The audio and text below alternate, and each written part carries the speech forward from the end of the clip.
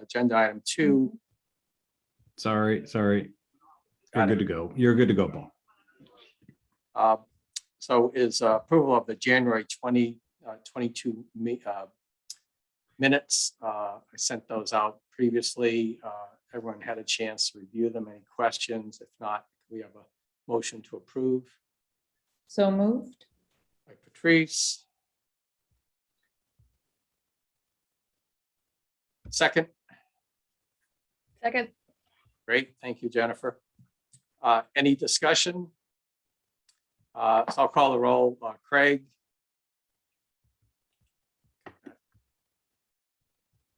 Yes. Okay. Jennifer. Yes.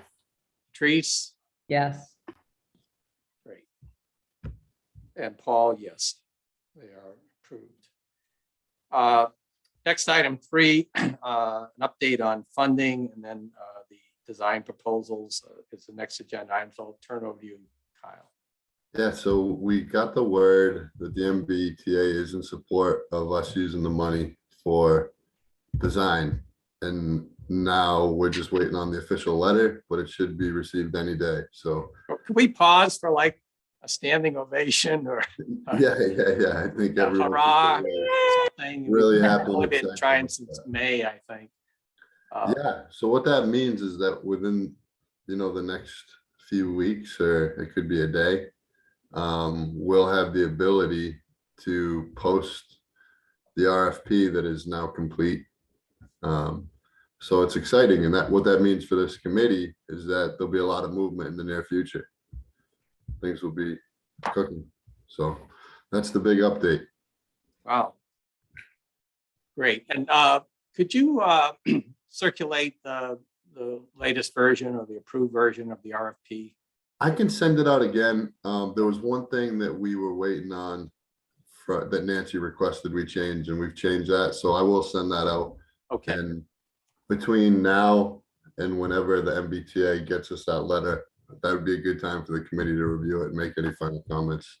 And if you want, we can, hold the meeting to vote on that RFP if that's something you'd like to do before it goes out. Yeah, Or- I think just so as not to hold it up, my preference would be we've already looked at it. I think we've said it's fine. If there are any fine tuning or last minute comments or edits, I think we'd get them to you, Kyle, and just use your discretion as to Great. whether to accept them or not. But I think in the interest of getting it out, that's the most important thing right now. So if that's okay with the rest of the commission, we'll proceed that way. Kyle will circulate it. If there are any comments or any must-haves that you think ought to go in there, we'll get those comments to Kyle, but not to hold up posting that. Okay, so Kyle, can you talk about what the process will be? Just kind of walk us through once you get the letter from MBTA to make it official on the funding, just what the next steps and timeline would be. Yeah, so then we'll post the RFP and we'll probably have it out for 6 weeks-ish. And then we'll do, and within that RFP, there will be an anticipated project completion date, anticipated project start date. And so we'll, over, the 6-week period, different firms will be submitting their bids, their proposals. Then we'll open those proposals, and whoever has the best proposal will win, will be elected. So what we'll probably do is come up with a criteria, maybe like a scoring sheet, so that we all are scoring individually, and then we tally up the totals, and whoever has the best totals based on that scoring sheet will be selected. And that could be something that I could present to the committee at the next meeting, is the scoring sheet that we're going to use. And who would be involved in the scoring panel, or the review panel? Usually we have about 5 people when we do something internally, but I think I'd want to talk to Nancy just to confirm if there's any requirements around who has to score, but I don't think there are. And I would anticipate that at least 1 or 2 members from the committee I would think would be great. Myself, Corey, and at least 1 other staff member, probably from the engineering department. Okay. Yeah, and I've appointed a committee of Patrice and myself to coordinate in the RFP process. So if you're looking for a couple of our commission members, I think it'd be Corey and me. I'm sorry, Patrice and me. Yeah, I think that's great. That's exciting. And we could probably, if we felt like we needed to, do 7, but at this point, I think it'd be Corey, myself, Paul, Patrice, and maybe like Sean from the engineering department. Yeah, great.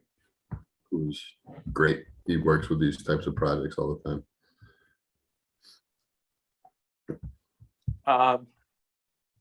Great. Any other updates, Kyle?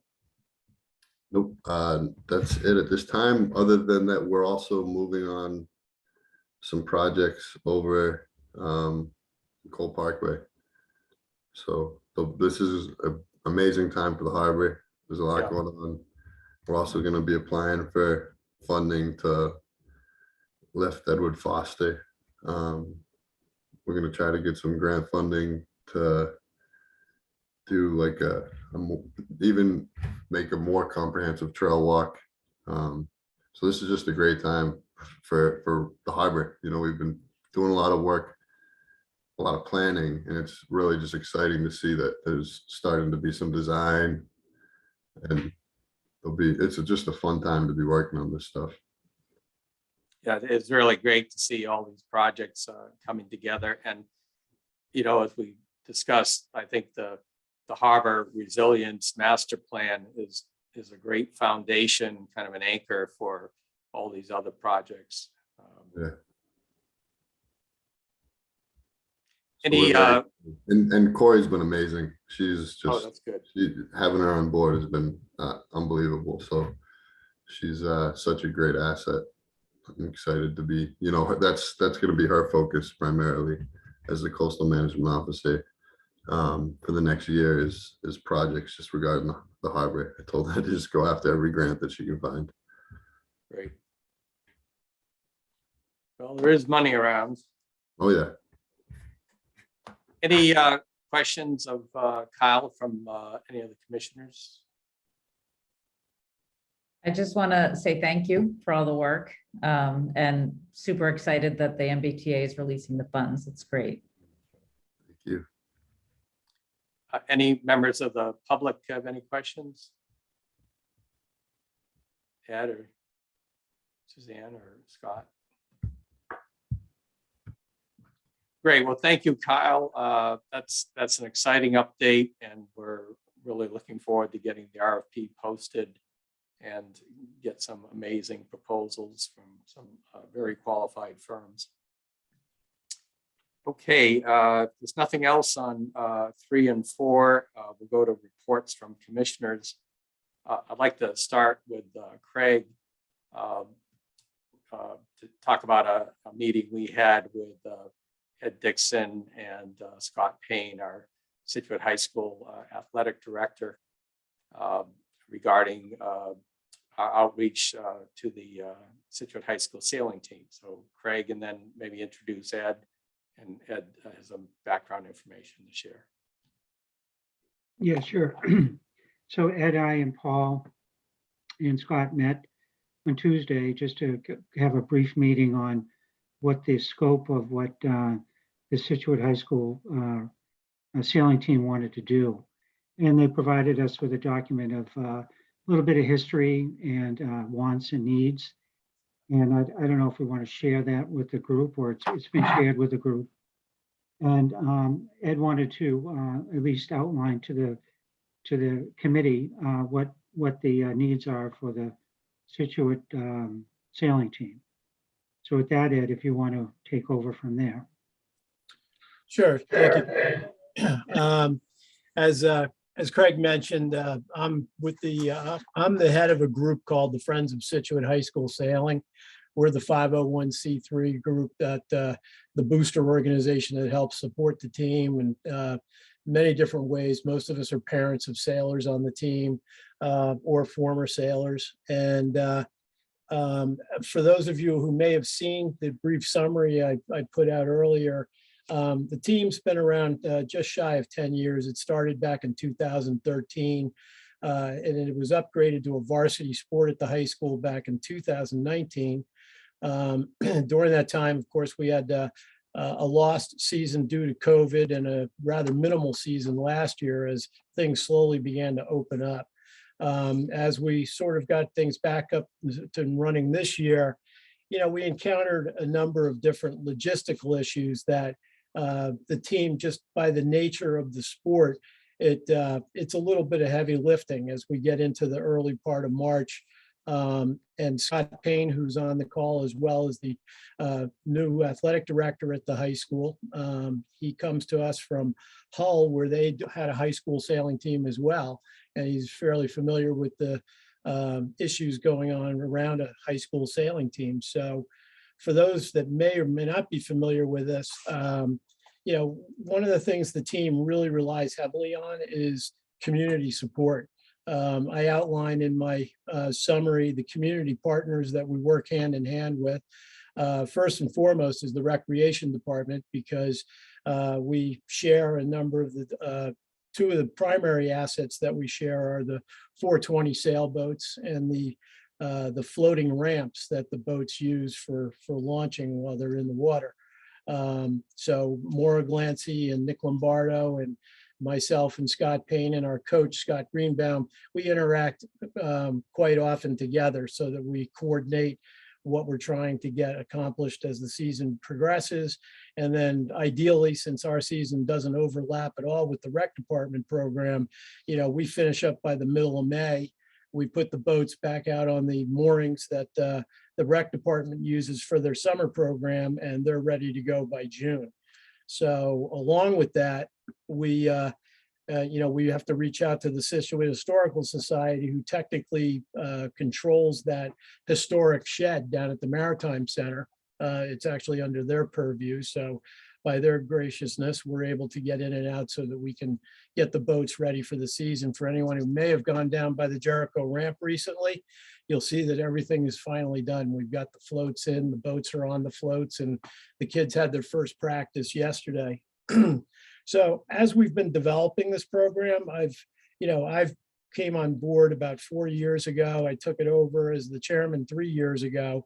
And, I've really learned a lot of the ins and outs of the various partners that we have within the community here in the harbor. And, it reaches right out to the harbor master, to the contractors who run the moorings, all the other individual facilities. And, we try to utilize as many assets that the town has to help the program along. Along with that, one of the things that we've had to do for the past number of years is rely on the Scituate Boat Club for their facility, which they graciously let us use for the 6 or 7 weeks during the season, so that the kids can have a place to go in and change into their gear. Because especially, the kids all have to wear dry suits and personal flotation devices, helmets, and that sort of thing. And our biggest concern out there at this time of year is the weather. Still a little chilly, the water's still pretty cold. So safety is foremost and paramount, which is why we make sure that we've got all the kids properly set up in their boats and so forth. And with the use of that facility, it also gives us a place where we can store the sails, the rudders, and that sort of thing when the kids aren't using them. Recently, we met with the Waterways Commission to sort of expand our depth of knowledge of the various groups within the harbor that run different areas. And we had a great conversation with them, because we have to go to the harbor master by way of the state every year, because we have to file for a permit to be able to use the Jericho docks for the floats, which the state controls. So Division of Fish and Game grants us a permit for the period of time that we run the program. The governing body that oversees that, of course, is the Harbor Master's Office. And the fact that, on a day-to-day basis, we just want to be able to reach out and talk to people when we need to get things done and, follow all the proper procedures and go through all the appropriate channels. During our discussion at the Waterways Commission, there was a member in the group who is also a member of the Scituate Boat Club. And, he pointed out that although they're happy to do it on a season by season basis, is it possible for the kids to try to find a more permanent facility somewhere within the harbor? And over the course of the past few years, of course, we've talked to Maura and Nick at the rec department, and we learned from Maura that in the earlier days of the program, it was done and down at the Maritime Center, which is a beautiful facility, but ideally not the best geographic location for the needs of the sailing team, because the inner harbor is usually the area that fills up the first, the earliest when the moorings are going in, and it gets a little difficult after a few weeks for the kids to be able to maneuver in and out of there. The harbor master, of course, Kyle, you're probably very aware of what's going on down there at Cole Parkway. So there's a lot of new developments down there, but once again, his facility isn't ideal. So the Waterways Commission suggested that we reach out to your commission with all the new ideas going on down at, possible ideas of what to do down at Pier 44. And I had heard and seen from previous articles that, I know they're trying to limit the any kind of construction down there, but something along the lines of a basic facility that the kids would be able to go in and as I said at the boat club, change their gear, be able to use a restroom, get shelter in case inclement weather rolls in, and a couple of lockers that we could store some of the items. We don't have a big footprint, but the things that we have are important to the team, and they're valuable. We want to protect them. We have two sets of sails for each boat. We have one set of sails for practicing, and the other set for competing. And the schools we race in the Mass Bay League. So most of the either high schools we race against are area schools like Norwell, Nantasket, and Hull, Notre Dame Academy, and a few of the others. But when they come to compete with us, we share the boats. We don't truck our boats back and forth to different venues. They come here, we have 6 of the 420s. So we go 3 and 3. They sail our boats while they're here. So, what Scott and I have been doing is sort of getting around to as many areas within the town government to give everyone a better understanding of what the high school sailing team is all about. Because as I also put in my summary at the end, unlike a lot of the other programs that the high school has, they've got their courts and their ball fields and their stadium, but the harbor is our playing field. And it's a tremendous asset for the community. The kids respect that tremendously, and it provides us a great venue. And if we could do something to help enhance this program, which is continuing to grow, I think something down by the Jericho ramp at the site of Pier 44 would be ideal.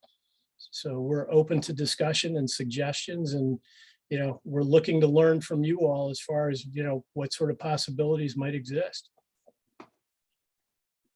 Thank you, Ed. I wanted to mention that Karen Connolly, as chair of the select board, also joined us when Craig and I met with Scott and Ed.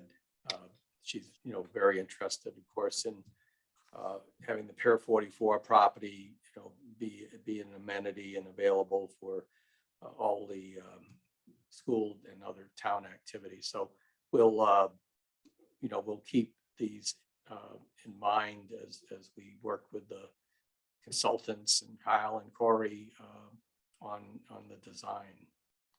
Any other Scott, you want to add anything? Sure. So, I'm kind of here on the ground level, and this is all really exciting stuff that's taking place. And I am totally not up to speed with what's going on the property at Pier 44, but I do know that, you know, Ed and the boosters group for the sailing program, the high school has done a tremendous amount of work. And I know that the sailing program within the rec department is flourishing. So I only see the opportunities at the high school growing. And it's truly a program that it's not like soccer where, you know, school gets out and you go out on the field and you start practice or have your game or whatnot. There's so many things that go into the sailing program that are very unique compared to what other high school sports are like. And, you know, we rely on cranes, we rely on the harbor master, we rely on the state, we rely on the boosters club, we rely on the rec department with the shared boats and docks and whatnot. So there's so many moving parts. But the one thing that I'm amazed at, just in the short time that I've been here, is how cooperative everyone has been working together to make sure that the program takes place. And whatever we can do moving forward, if something can work out at the Pier 44 property where there can be a facility for the sailing program, that's great. If that doesn't happen, we'll figure something else out. In our meeting last Thursday, we even talked about a potential off-site classroom for Scituate Public Schools, you know, for marine biology and ornithology and the environmental club and things like that. So I think the opportunities are fantastic to, you know, create some really exciting things for different groups moving forward. I don't know how that's all playing out, but, you know, I'll be happy to be involved moving forward. Again, I'm just here at the ground level. I really don't have a solid grasp on what's going on, but I'll be happy to get up to speed, and if I can help out in any way, I'd be happy to. Thank you, Scott. You know, when we got the request from Ed and Scott, you know, I was thinking that, you know, definitely a priority facility at the park will be public restrooms. And I think, you know, we've also talked about, you know, space for the visitors center. And then in addition, space for, you know, small meetings.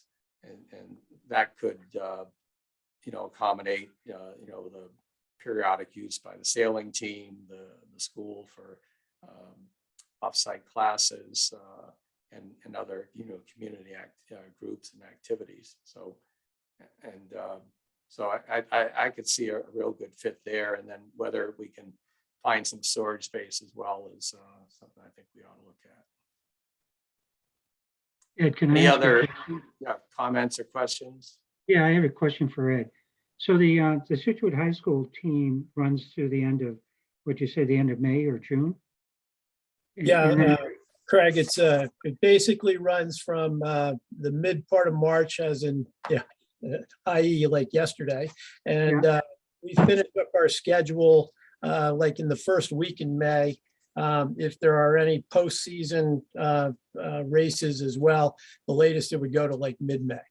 So. And then the rec department takes over and uses the same boat? Yeah, the way we handle it now logistically, because of the floats that we share and that sort of thing, we have the 2 floats. The rec department uses 4 floats. They've got 2 floats for the I forget the class. There's a class of sailboat that I forgot about. The ones the kids use, the beginners use. And then there's 2 floats for the 420s.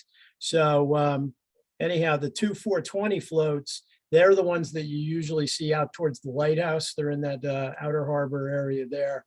And the other ones are in the inner harbor.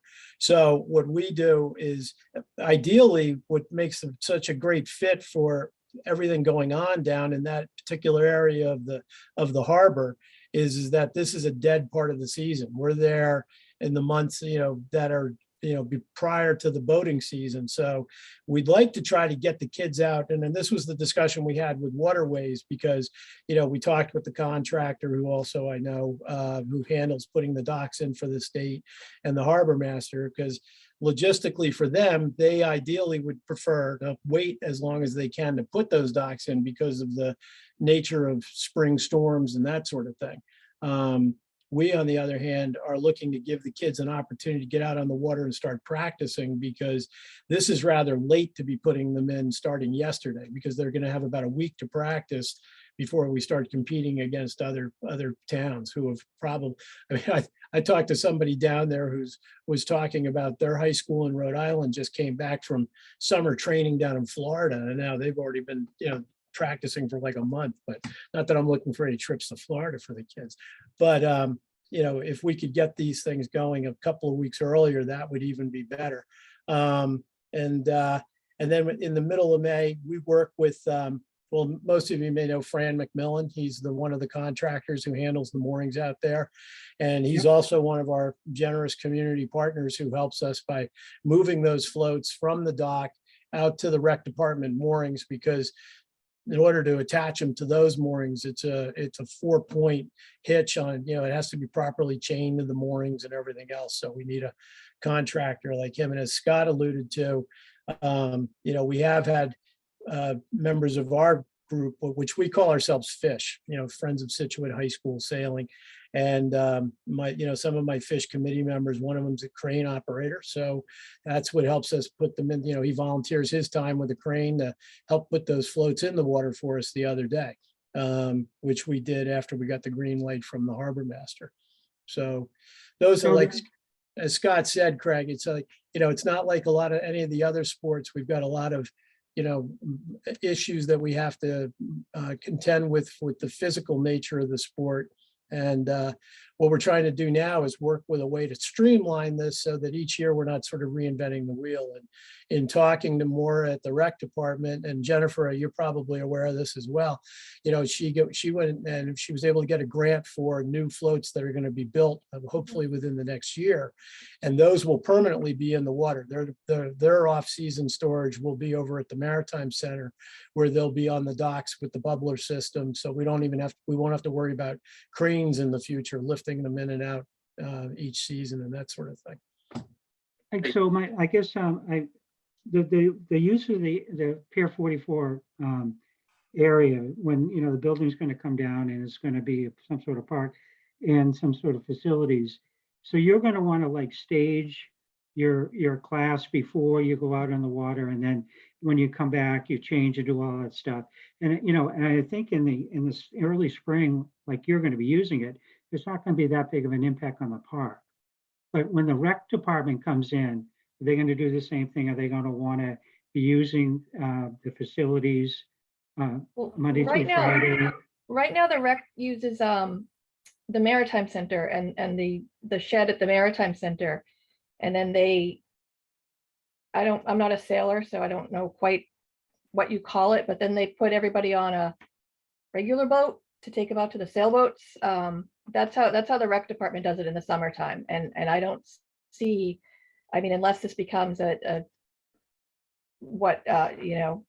large area to store the boats in, I don't see that changing. Well, in the summertime, the boats are going to be out on the floats, right? Right. No storage.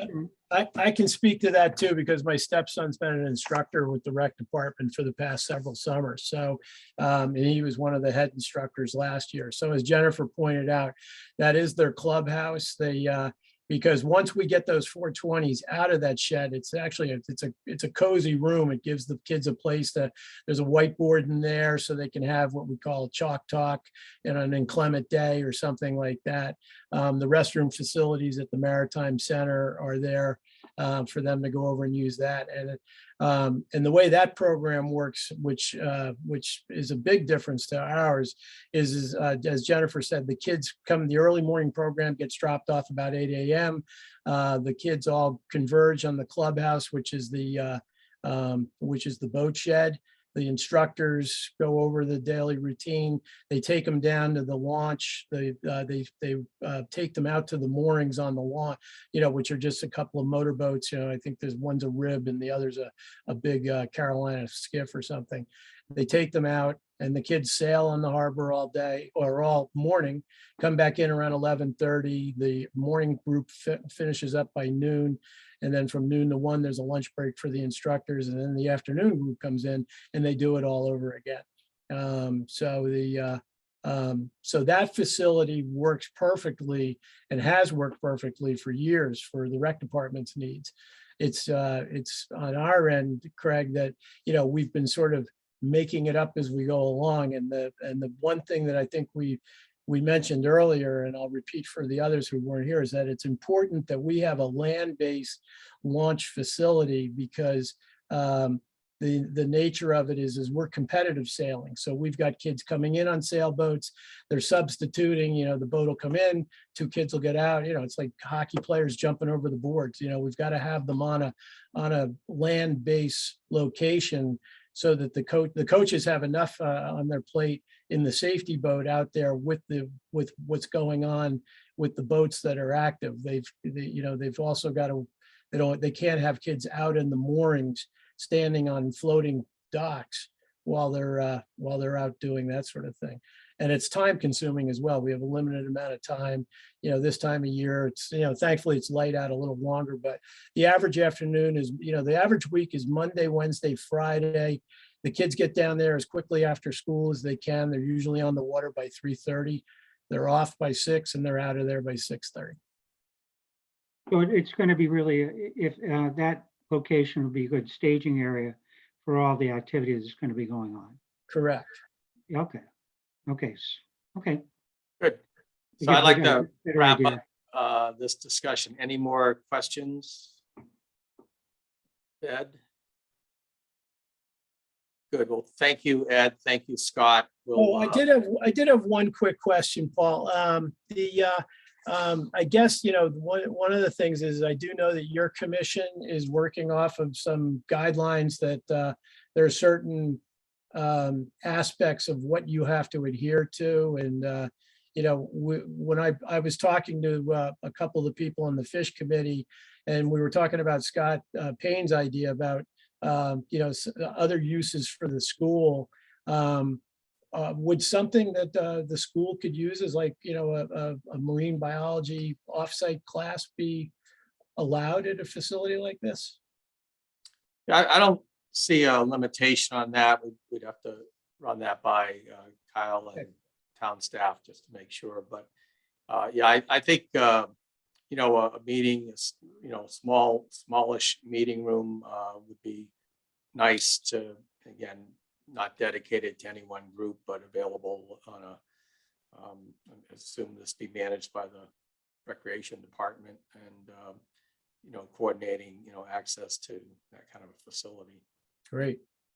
Good. Well, thank you very much, Ed, and Scott as well, and Craig for facilitating our meeting the other day. So we'll keep this in mind going forward, and I'm very confident that we'll be able to help you in some aspect at least. That's great. Thank you very much for your time, everyone. Any other reports from commissioners?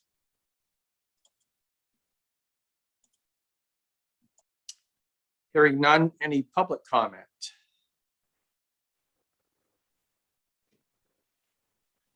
Okay, so we'll schedule the next meeting when we just have a little more information on the process. Probably won't be before the RFP is posted because we don't want to hold that up. But so we'll stick with the Thursday nights at 7. So it'll be some upcoming Thursday as soon as we've got a little more information. And then Teresa and I will be helping you, Kyle, as you need us in reviewing the bids and anything else to do with the RFP process. Awesome. Yeah.